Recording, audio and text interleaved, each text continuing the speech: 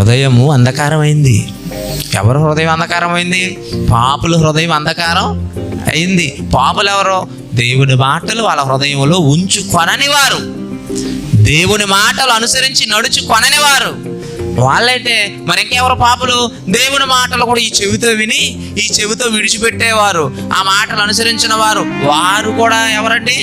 పాపులే. ఎందుకంటే పాపం అంటే ఆజ్ఞ అతిక్రమమే పాపం. ఈరోజు ఇదే వాళ్ళు ఎక్కువ ఉన్నారు చాలా మంది. సభలు పెట్టండి, ఇసుక వేస్తే రాలని జనం. మరి వాళ్ళ బ్రతుకులు ఎందుకు మారటం లేదు? వాళ్ళ బ్రతుకులు ఎందుకు మారో? మారాలంటే ఏం చేయాలండి? జ్వరం తగ్గాలంటే ఏం చేయాలి? టాబ్లెట్ కళ్ళ ముందు ఇలా పెట్టుకొని అమ్మ జ్వరం తగ్గిపోవాలి, అమ్మ జ్వరం తగ్గిపోవాలి, తగ్గిపోతా ఆ టాబ్లెట్ ఏం చేయాలి? నోటులో నుంచి గొంతులో నుంచి ఎక్కడికి? కడుపులోకి వెళ్ళాలి, కడుపులోకి వెళ్ళాలి. అలా 3 పూటలు వేసుకున్నావు అనుకోండి, నీకున్న రోగం తగ్గుతుంది. అంటే లోపలికి వెళ్ళాలి. ఇప్పుడు నీ బ్రతుకు మారాలంటే వాకింగ్ కూడా ఎక్కడికి వెళ్ళాలి? లోపలికి వెళ్ళాలి.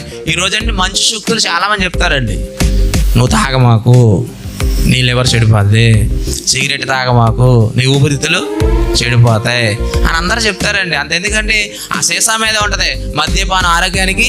ఎందుకు అమ్మేస్తున్నావు? అమ్ముతున్నాడు లేదా? సిగరెట్ పెట్టె మీద ఉంటుంది పొగ తాగటం ఆరోగ్యానికి, పెట్టి 70 రూపాయలు అంటాడు. మళ్ళీ చిత్రం చెప్పనా, సిగరెట్ పెట్టె మీద బొమ్మలు ఉంటాయండి, దవడ మొత్తం కుళ్ళిపోయి పురుగులు పట్టేసి ఉన్న బొమ్మలు వేస్తాడు. మళ్ళీ అయినా సరే పెట్టించామంట. అని అర్థం ఏంటి? మంచి చెప్పండి, మేము మాత్రం పాటించం. సూక్తులు మీ వరకే, మా వరకు మాత్రం కాదు. ఈరోజు సూక్తులు చెప్పేవాడు కూడా చెడిపోయిన వాళ్ళు ఉన్నారు. మీకు కూడా చెప్తున్నాను, బైబిల్ పట్టుకొని వేదాలు ఏం చేస్తారని నమ్మకండి. వాళ్ళు వాక్య ప్రకారం ఉన్నారో లేదు ఏం చేయాలి చూడాలండి. చూడకపోతే మీరు కూడా ఎక్కడికి వెళ్ళిపోతారు తెలుసా? గుడ్డివాడు త్రాసు ఇద్దరు కలిసి ఎక్కడ వెళ్తారు? హిమాలయ పర్వతాలు ఎక్కుతారా? ఎక్కడికి వెళ్తారు? నరకమనే గుంటలో పడతారు.